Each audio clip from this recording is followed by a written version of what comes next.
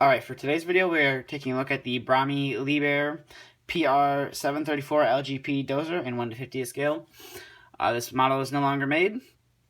Can be a little challenging to find and can also be a little expensive. I know a bunch of people are buying them to make D6 LGP dozers.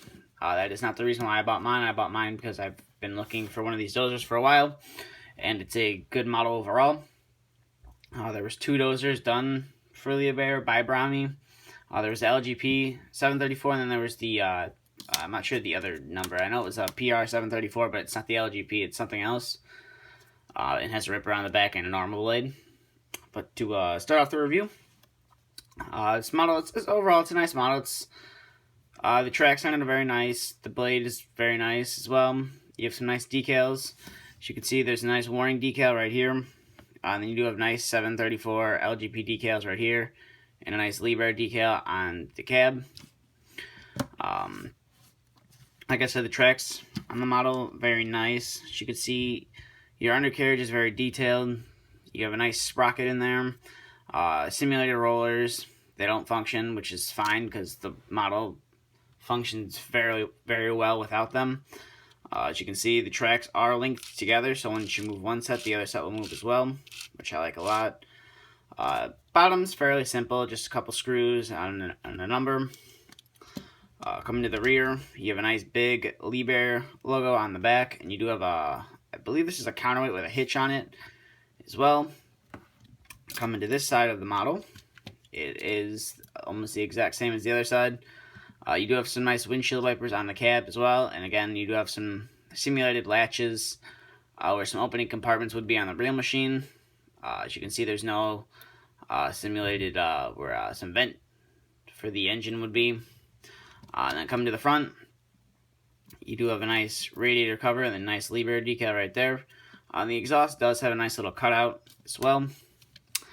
The one thing that happened with my model when I took it out of the box is this little part right here popped off the cylinder. It just needs to be glued back on. It's no big deal, easy to fix. But get to some of the functionality. The blade will go up that high, which is awesome if you ask me. It will go down to about there. And the reason for that is because there's stoppers on both sides that prevent it from going further, which I'm sure is sure it's there for a reason, so your blade doesn't fall out or break. But it does, you can see it does have little tabs that will hit and stop there. But overall, it's a nice model if you can find one for a relatively good price. They can range anywhere from $40 all the way up to like $140. Just depends on how fast you can find one and how cheap you can buy it. But overall, it's a nice model. I'd highly recommend picking one up if you're looking for a dozer.